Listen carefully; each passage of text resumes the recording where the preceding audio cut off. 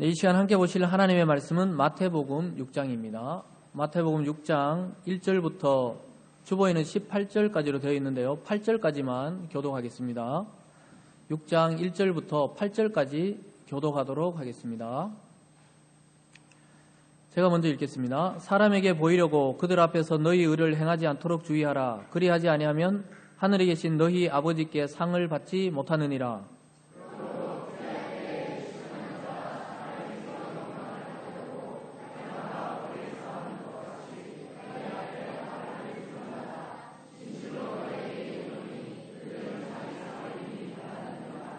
너는 구제할 때 오른손이 하는 것을 왼손이 모르게 하여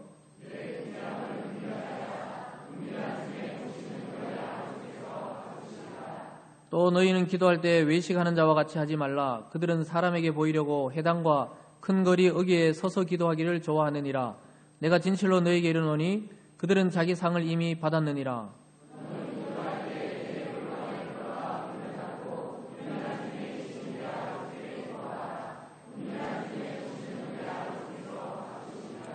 또 기도할 때 이방인과 같이 중언부언하지 말라. 그들은 말을 많이 하여야 들으실 줄 생각하느니라.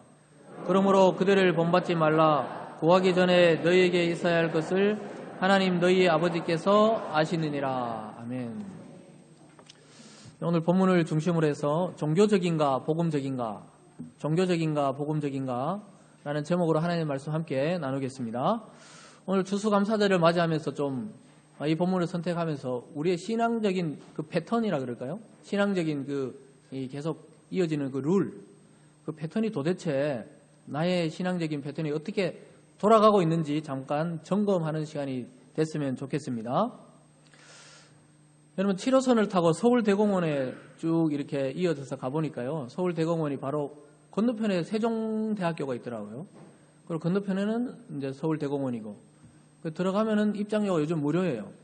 한번 가보시기 바랍니다. 딱 들어가 보면은 그 사자 우리가 맹수들 우리가 따로 이렇게 있더라고요. 그 사자는 역시 사자예요. 그 우리에 갇혀 있어도 그 위험이 있고 기세가 있습니다. 그런데 여러분 그 똑같은 사자 모양인데 박물관에 가서 박제된 사자를 보면요. 처음에는 애들이 깜짝 놀래다가 가서 그냥 애들이 올라타기도 하고 만지기도 하고 이렇게 해도 그 사자는 가만히 서 있을 뿐입니다. 물지 않아요. 그게 생명력이 없어서 그런 것이죠. 여러분 생명이 있고 생명이 없고 차이가 바로 이렇게 큰 차이를 가지고 옵니다. 그러니까 뭐 박제된 사자는 개미 하나 물어 죽이지 못해요. 그냥 가만히 사자 같은데 그냥 사자처럼 생겼는데 사자의 행실을 못하고 그냥 서 있을 뿐입니다. 그런데 여러분 우리가 잘 알다시피 기독교 역사 중에 중세의 기독교가 생명력을 잃었을 때 바로 교회가 그 능력을 발휘하지 못하고 일반 종교화되면서 그 거대한 이 박제된 사자처럼 그 능력 있는 종교가 아니고 하나님의 종교가 아니고 일반 종교화되었던 적이 있었습니다. 그래서 그 당시에 심지어 돈으로 구원을 살 수 있다 이러면서 면죄부를 판매하기도 하고 고행을 강조하기도 하고 또 심지어 성직을 돈을 주고 사서 매매하기도 했었습니다. 그리고 또 뭐 동서방 교회들이 예배당을 경쟁적으로 지으면서 막 첨탑을 꼭대기까지 쌓아서 그냥 어느 쪽이 더 높은지 비교할 정도로 그렇게 예배당을 경쟁적으로 크게 짓는데 또 목숨을 걸었습니다. 더 나가서 교회의 이름으로 전쟁을 일으켜서 수많은 청소년과 청년들이 죽어나가는 그 몇 차에 걸친 그 십자군 전쟁도 종교의 이름으로, 교회의 이름으로 일으키게 되었습니다. 여러분 하나님의 말씀으로 자기 자신과 또 공동체를 점검하지 않을 때 우리의 신앙생활도 언제든지 이처럼 종교생활로 흘러갈 수가 있는 것입니다. 교회를 열심히 다닙니다. 예배도 빠지지 않고 다닙니다. 기도를 하고요. 또 주님의 이름으로 봉사도 하고 헌금도 하는데 이런 일련의 모든 행위들이 나와 하나님과의 관계를 결정짓는 것이 아니라는 사실을 우리가 인식할 필요가 있습니다. 그래서 여러분 복음적인 성도, 처음 이제 예수님 믿고 회심하고 그 복음을 받았을 때 그 복음적 성도가 종교적인 성도로 흘러가는 것이 종교적인 성도가 복음적인 성도가 되는 것보다 훨씬 쉽습니다. 그래서 가만히 있어도 우리 인간은 종교적 본성을 향해서 나아가기 때문에 가만히 놔두면 전부 종교적 본성으로 그냥 종교 생활을 하게 되는 것입니다. 그 인간의 타락된 인간의 본성이 자기가 종교를 만들어서 하나님께 나가고자 하기 때문에 쉽게 우리의 마음은 그렇게 흘러가기가 일쑤입니다. 그래서 여러분, 그럼 종교는 뭐고 복음적이란 건 뭐냐? 여러분, 종교적이라는 것은 바로 공로나 자기 의나 또 도덕주의, 또 선행이라든가 수행, 이런 걸 통해서 하나님 앞에 나아가려는 그 일련의 모든 행위들이 아주 종교성을 띤 그런 종교적인 행위라고 볼 수가 있습니다. 그래서 깨끗하게, 윤리적으로 도덕적으로 깨끗하게 해서, 그럼 어떻게 합니까? 저 다른 사람을 죄를 정죄하기 시작합니다. 그러면서 자기는 조금 더 하나님과 가까워진 것 같이 생각하는 거예요. 그러면 결국은 자기가 메시아가 되어 있는 겁니다. 구원자가 되어 있는 거예요. 자기가 선행을 하고 수행을 쌓고 도를 닦아서 하나님께 이르려고 합니다. 여러분, 그래서 우리가 드리는 구제와 기도와 금식이 이미 형식적이고 위선적이 되었다면 그것은 이 복음적인 것도 아니고 우리가 믿고 있는 이 기독교도 아닙니다. 자기 만족적인 종교 생활을 이어가고 있을 뿐입니다. 그래서 여러분, 그럼 복음적인 건 뭐냐? 복음적인 것은 이런 형식적이고 위선적인 종교 생활과는 아주 거리가 먼 이야기입니다. 여러분, 복음이란 것은 예수 그리스도께서 우리 자신과 또 인류를 위해 어떤 일을 하셨는지에 집중하는 것이 복음적인 사고방식과 그 생각입니다. 내가 무엇을 하나님께 했냐가 아니라 하나님이 날 위해 무엇을 했는지, 그리스도께서 날 위해 무엇을 했는지에 집중하는 것이 바로 그 복음적인 신앙생활이고 사고방식입니다. 그래서 여러분, 예수 그리스도와 그 십자가에 집중하고 그 은혜에 집중하고 그것이 깊어질 때 어떻게 되냐면 그것에 대한 우리의 반응이 나옵니다. 그 반응이 바로 복음적인 생활과 행동과 말이 되는 것입니다. 그러니까 내가 만들어낸 것이 아니고 좀 비슷해 보이는데도 완전히 달라요. 하나님께로부터 출발하는 그 은혜와 그 복음에 의해서 반응해서 하는 행동이 될 때 우리가 아주 복음적인 신앙생활을 하고 있다, 이렇게 말할 수가 있습니다. 결론적으로 하나님과 아주 개인적인 1대1의 그 개인적인 바른 관계가 1차적인 그 복음적 생활의 기초입니다. 시작입니다. 그래서 하나님과 우리 관계가 회복되는 것이 가장 신앙생활에서 중요한 포인트입니다. 그래서 여러분, 오늘 말씀을 통하여 저와 여러분의 신앙생활을 좀 점검해 볼 수 있기 바랍니다. 이 대표적인 세 가지, 구제와 금식과 기도는 유대교에서 아주 중요시하는 덕목이었습니다. 이것이 종교화되었을 때 오늘 주님이 직접적으로 책망하시면서 그렇게 흘러가면 안 된다, 이렇게 말씀했습니다.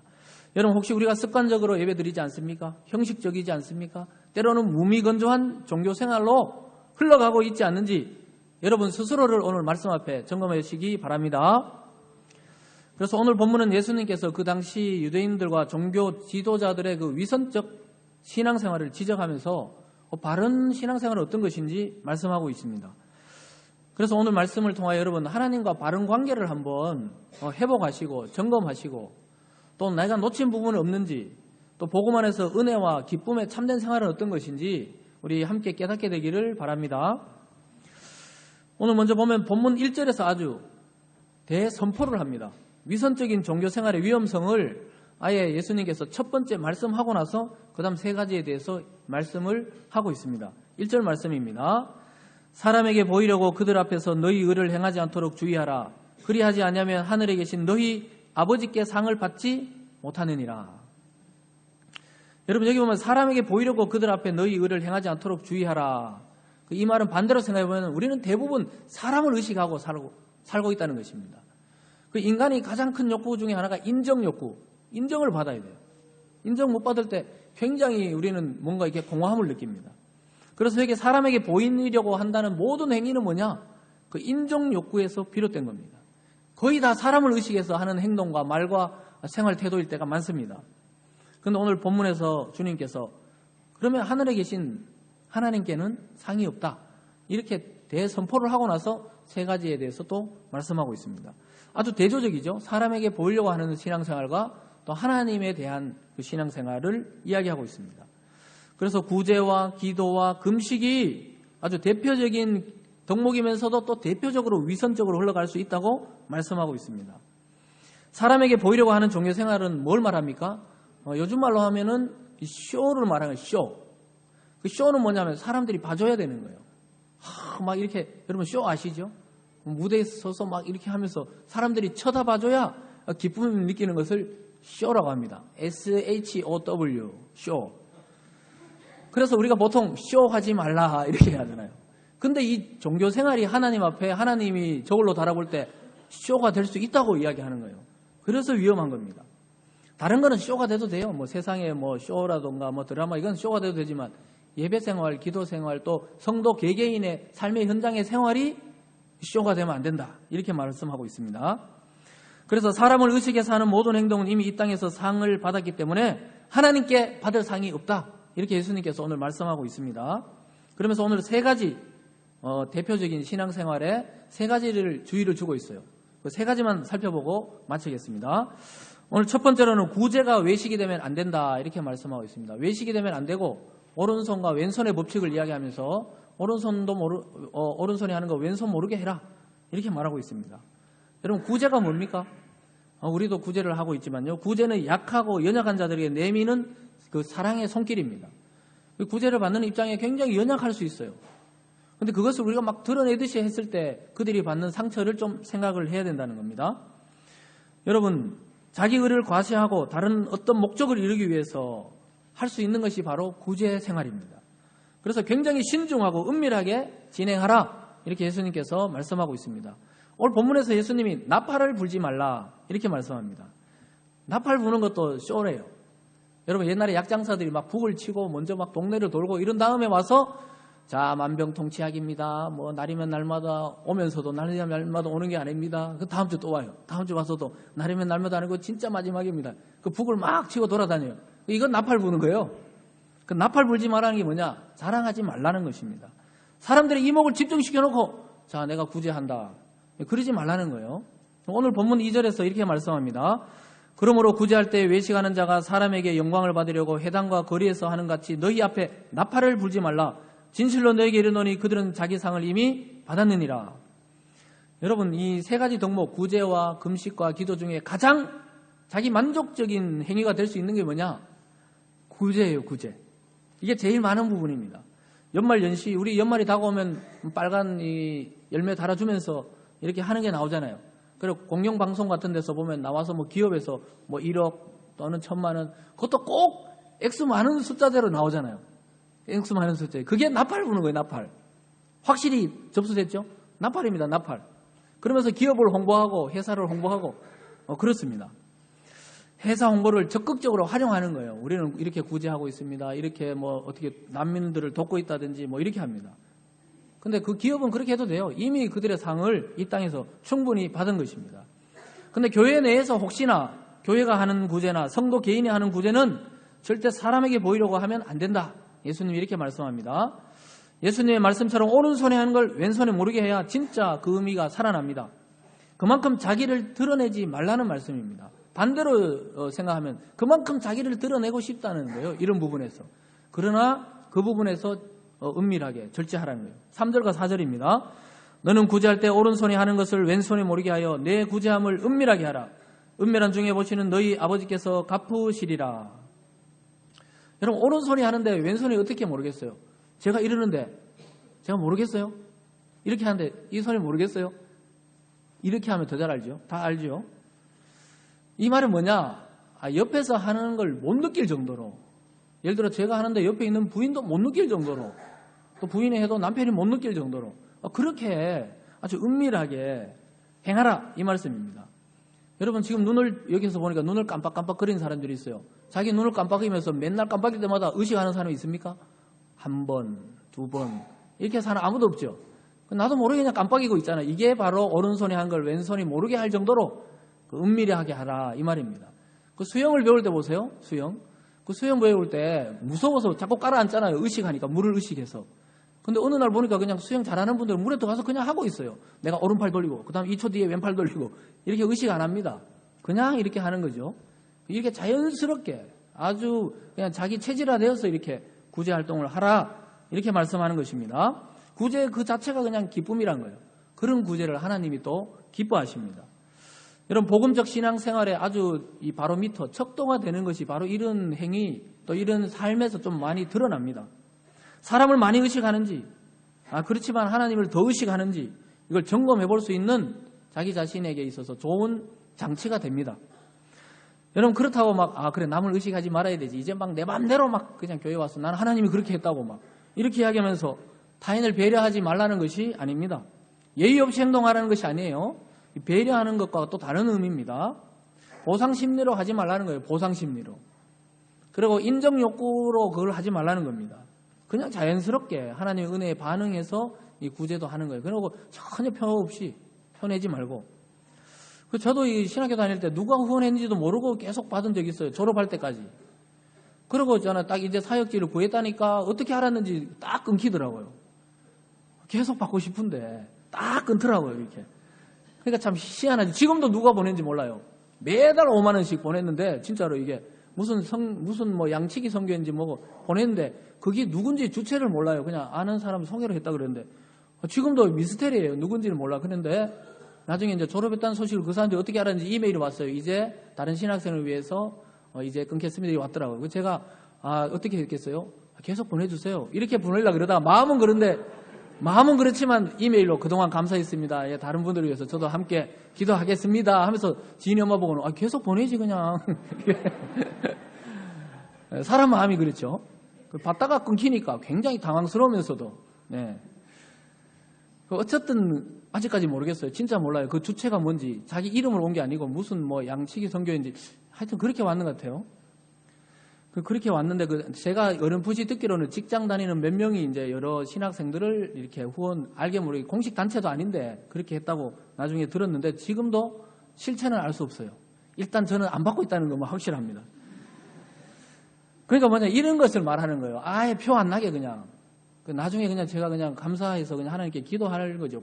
이 받는 사람들은 그 고마움을 알거든요. 기도하게 되어 있습니다. 그래서 여러분 기독교인만이 아니라 수많은 종교단체와 사람들이 구제를 하잖아요. 근데 거의 드러내고 많이 합니다. 그건 바로 자기 만족적인 구제 생활이 되기가 쉽습니다. 이 땅에서 상을 받고 칭찬을 받고 끝이 나는 것입니다. 여러분 하나님과 아무런 관계가 없는 행위들이 될 확률이 많습니다. 여러분 우리들도 충분히 그럴 수 있음을 알고 여러분 이거 혹시 개인적으로든지 공동체적으로 할 때 물론 보고는 해야 돼요. 그런 걸 말하는 게 아니에요. 공적인 걸 말하는 게 아니라 여러분이 하실 때 아주 은밀하게 하나님과의 그 기쁨을 누리면서 하시기를 바랍니다. 오늘 두 번째 보면요. 기도도 외식이 되면 안 된대요. 아니 기도가 외식이 될 수 있나? 네, 기도도 외식이 될 수 있다고 말하고 있습니다.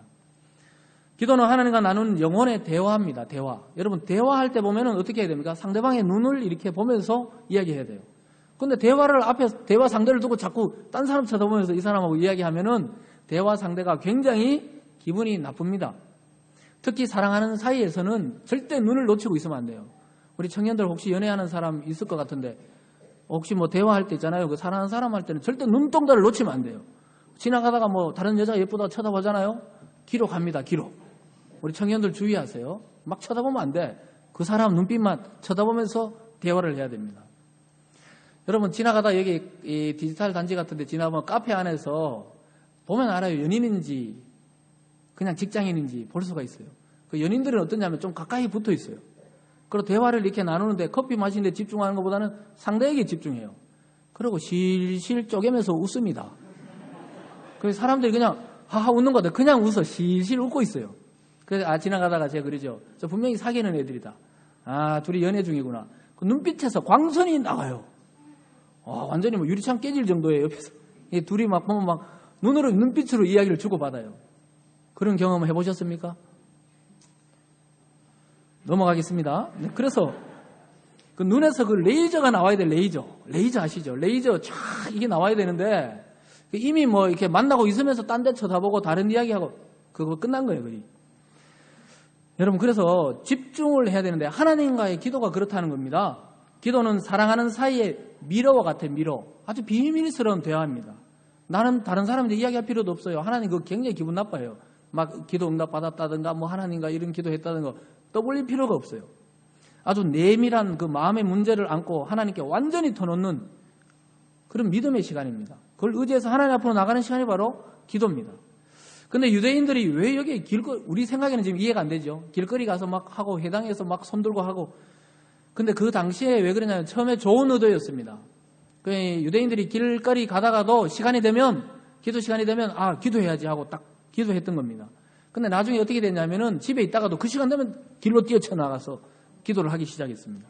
그 다른 사람에게 내가 기도한다는 걸 보여주고 싶었던 것입니다.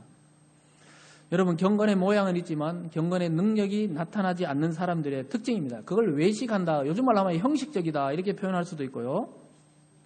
그래서 기도가 외식이 되고 사람들을 의식해서 자꾸 미사오구를 쓰고 있다면 이미 하나님이 받으시는 기도가 아닙니다. 왜냐하면 수많은 다른 종교에서도 기도 엄청나게 합니다. 정성을 다해요. 그래서 뭐 어떤 종교는 치성을 드린다 그래요. 치성을 드려서 신 앞에 나가려고 합니다. 자기 열심과 공로와 공덕을 쌓아서 자기가 믿는 신 앞으로 막 끈질기게 나가요. 여러분, 우리는 정말 이 새벽에 기도하는 거 그건 아무 일도 아니에요, 어떻게 보면. 왜냐하면 다른 종교에 하는 그 열심을 보면 정말 줄기차게 합니다, 줄기차게. 그래서 여러분 조심해야 되는 게 뭐냐, 정성을 다해 기도했더니 하나님이 응답하셨다. 요거 말이 좀 비슷한 것 같지만 조심해야 돼요. 내가 정성을 다해 기도했더니 하나님이 어느 순간 응답했다. 그 말이 굉장히 비슷한데 조심해야 돼요. 내가 정성을 다했더니 하나님이 응답했다. 근데 누가 주체인지 헷갈려버려요. 우리가 늘 기도 생활을 하고 호흡처럼 기도해야 되지만 그 의식하는 기도 생활이 되면 위험합니다. 그래서 여러분, 복음 안에서 우리가 드리는 복음적 기도 생활은 뭡니까? 그런 종류가 아니에요. 정성을 쌓고 공도를 쌓는 게 아니에요. 하나님과 관계적인 겁니다. 관계적인 거. 그래서 5절에서 이렇게 말씀하세요. 또 너희는 기도할 때 외식하는 자와 같이 하지 말라. 그들은 사람에게 보이려고 회당과 큰 거리 여기에 서서 기도하기를 좋아하느니라. 내가 진실로 너에게 이르노니 그들은 자기 상을 이미 받았느니라. 예수님께서 형식적이고 남에게 보이려고 하는 기도는 하나님께서 전혀 받지 않는 기도라고 말씀하고 있습니다. 조금도 받는 게 아니고 조금도 받지 않는 기도다, 이렇게 말씀합니다. 지금 우리는 뭐 길을 가다가 막 갑자기 기도하고 그러지도 않죠. 그 청소년 때나 뭐 청년 때 민감할 때는 애들 앞에서 이렇게 밥 먹는 기도도 하기 민망한가 봐요. 좀 어른들이 좀 이해를 해야 돼요. 애들 보면 학교 가서 딱 앉아서 이렇게 손잡고 기도하는 애들이 있습니까? 우리 중고등부? 보통 이렇게 해요. 하나님 내 마음 아시죠? 이렇게 말해요. 왜냐하면 애들이 이제 남 의식할 수, 강하게 남을 의식하는 그 나이 때거든요. 그러니까 하나님도 그거 이해하니까 너무 그렇게 하지 말고 그래도 야, 손 모으고 눈 뜨고 하나님 땡큐 이 정도는 해줘야지. 그러니까 근데 우리 중고등부들한테 물어보면요, 하나님 이렇게 먹더라고. 이렇게 그런 경우들이, 저도 그렇게 중고등부 거치면서 좀 그랬던 것 같아요. 굉장히 의식돼요. 남들은 그냥 막 밥 먹는데 내가 딱 도시락 꺼내고, 우리 도시락 쌀 때입니다. 꺼내놓고 기도하려면 좀 민망하긴 해요. 그래서 눈 뜨고 하나님 아시죠? 하나님 뭘 알아? 이렇게 지금 같으면 그렇게 깨달았을 텐데, 근데 여러분 자신 있게 이렇게 딱 손 모으고 기도하고, 그러면 애들 물어보면 이야기하세요. 내 대화 중이라고. 말 끼어들지 말라고. 하나님과 대화 중이다. 이렇게 좀 자신 있게 해도 괜찮습니다. 우리나라는 종교와 집회와 출판의 자유가 있습니다. 그러니까 그렇게 표시를 내도 됩니다. 근데 쉽지는 않죠. 근데 우리가 막 두 팔 벌리고 이러지는 않지만 우리도 때로는 막 의식해서 기도하려고 그럴 때가 있어요. 그걸 경계하시고 조심하셔야 됩니다. 여러분, 그렇다고 뭐 대표 기도하는 걸 말하는 게 아니에요. 이 회중의 앞에서 대표 기도하는 우리 장로님들이나 또는 뭐 권사님들이나 뒤에서 기도할 때 그거는 형식이 있는 거예요. 아주 잘하고 계세요. 우리 교회 보면 거의 막 정확하게 이렇게 딱 하시는데, 그렇게 하시는 건 좋은 거예요. 저 사람들 사람 의식하네. 그게 아니고 대표 기도할 때는 오히려 형식이 없는 게 문제입니다. 오히려 형식적으로 기도해 주시고 그게 굉장히 좋은 거예요. 막 하면 안 돼요, 그때는. 그렇지만 지금 말한 예수님 말씀은 개인적으로 하는데도 그렇다는 거예요. 개인적으로 하는데 막 길거리에서 기도하고 회당에서 기도하면서 내가 경건한 사람이란 걸 보이는 그런 행위를 하지 말라는 겁니다. 그래서 여러분, 개인적 기도는 정말 아버지 앞에 나가서 이야기하는 아이처럼 순수한 마음과 심정을 가지고 하나님 앞에 나가 자기 죄악과 또 나의 이 삶의 한계와 또 내가 가진 죄성 때문에 오는 어떤 여러 가지 죄악들의 유혹과 이런 것들을 진심으로 터놓고 이야기하는 거예요. 또 감사한 거는 감사하다 그러고, 은혜 받은 건 은혜가 받았다 그러고, 또 하나님 혹시 뭐 원하시는 일은 뭐냐고, 이렇게 진심으로 이야기하는 것을 하나님은 원하십니다. 그래서 예수님이 분명히 말씀하고 있어요. 하나님이 우리를 개인적으로 만나는 걸 굉장히 좋아하세요. 사람들끼리는 어떻게 보면 개인적으로 만나는 걸 부담스러워 하잖아요. 개인적으로 찾아오지 마세요, 저는. 근데 하나님께는 개인적으로 찾아가서 만나는 걸 하나님이 굉장히 좋아하십니다. 6절 말씀입니다. 너는 기도할 때 내 골방에 들어가 문을 닫고 은밀한 중에 계신 내 아버지께 기도하라. 은밀한 중에 보시는 내 아버지께서 갚으시리라. 은밀한 중에 만나기를 원하십니다. 사랑하는 사이처럼 아주 미련을 나누기를 원하세요.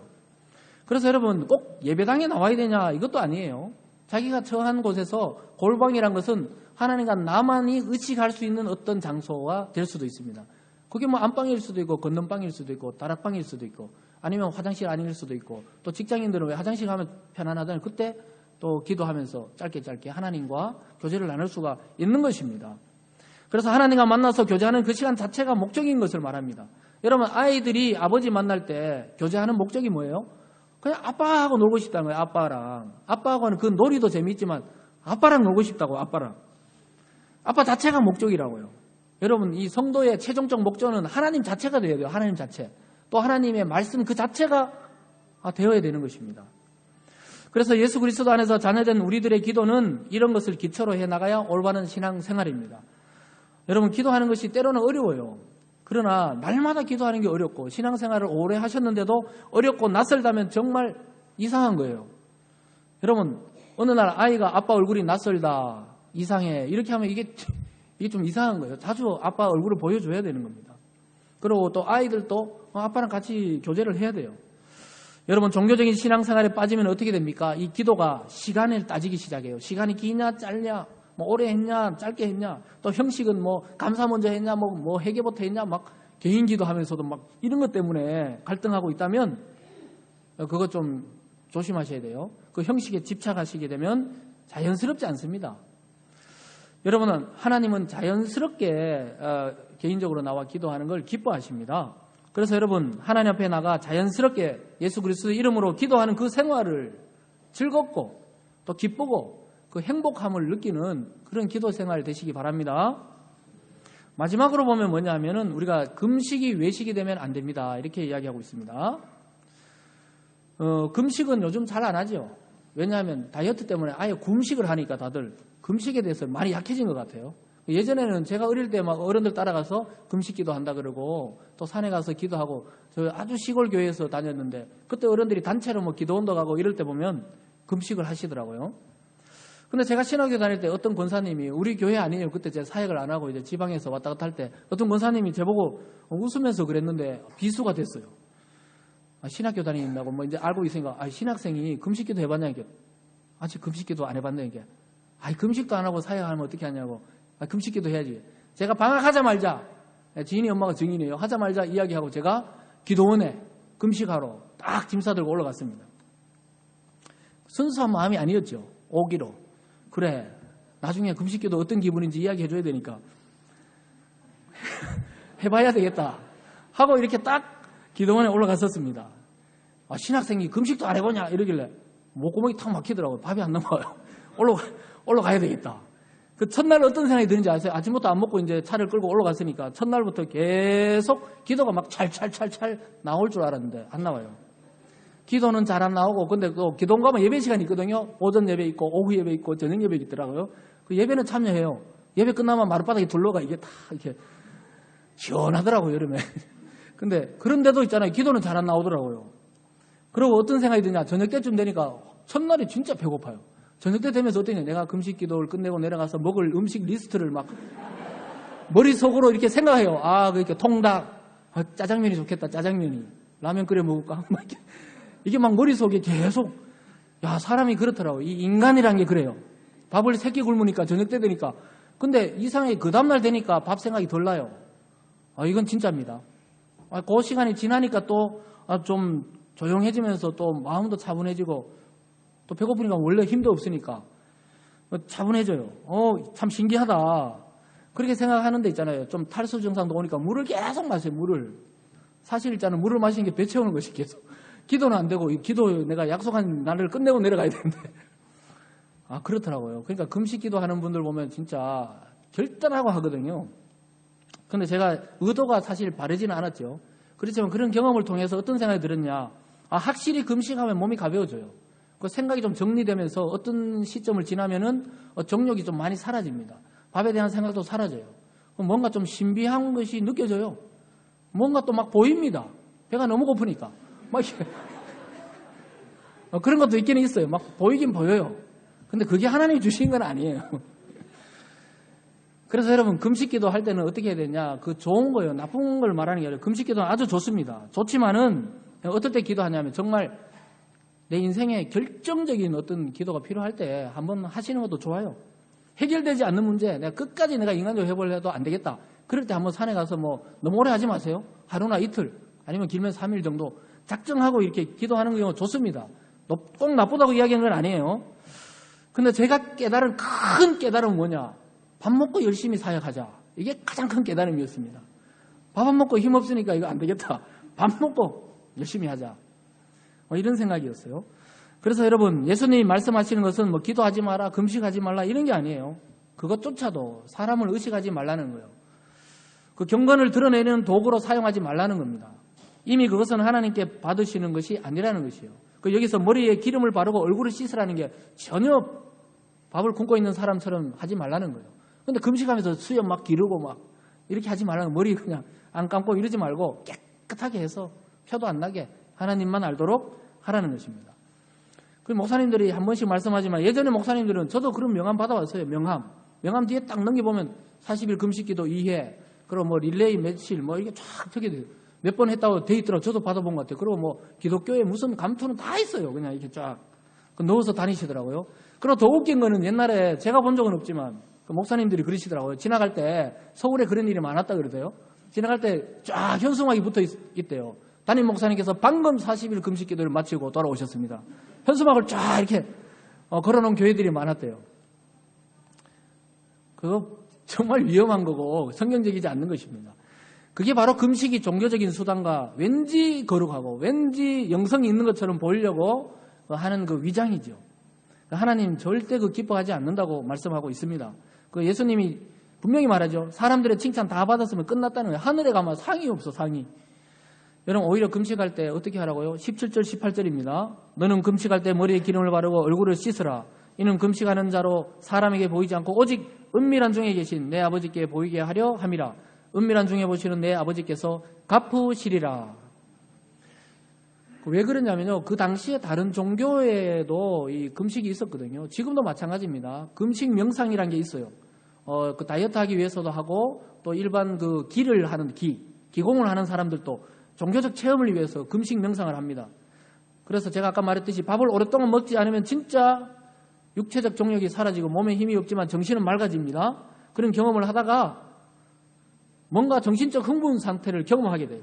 그걸 정신적 엑스타시라 그래요. 엑스타시, 흥분한대. 흥분하기 시작합니다. 그리고 뭔가 진짜 보여요.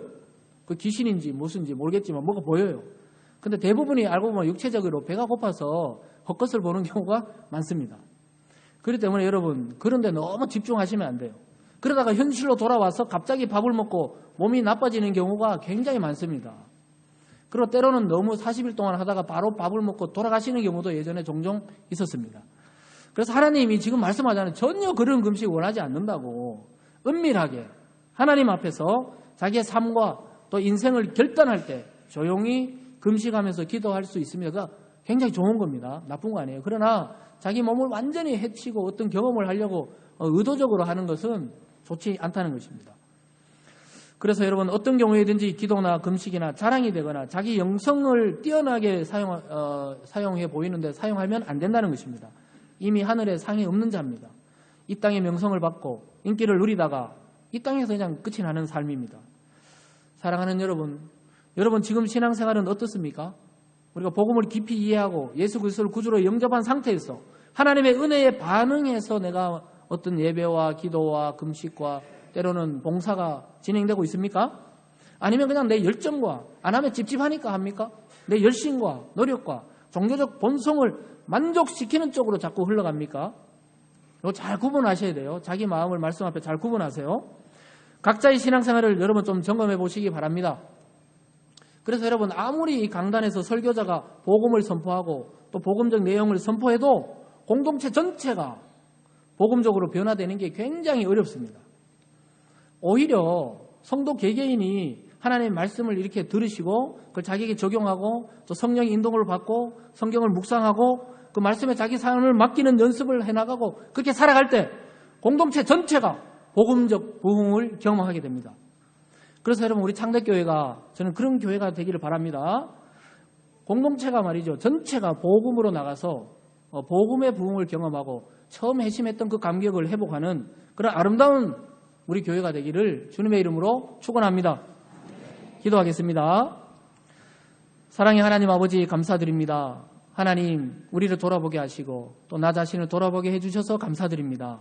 하나님, 우리가 때로는 습관적으로 형식적으로 마지못해서 또 하는 여러 가지 종교적 행위들이 있습니까? 하나님, 우리 자신을 말씀으로 돌아보게 하시고 정말 하나님의 그 십자가의 은혜, 복음의 은혜에 깊이 감동해서 기도하고 또 남을 돌보고 또 금식하며 또 하나님 봉사할 수 있는 그런 마음을 허락하여 주시옵소서. 그래서 하나님이 주시는 복음을 통한 부흥이 우리 개인과 우리 공동체 전체에 일어나는 그런 아름다운 공동체 될 수 있도록 복 내려 주시옵소서. 감사드리며 예수님 이름으로 기도드리옵나이다. 아멘.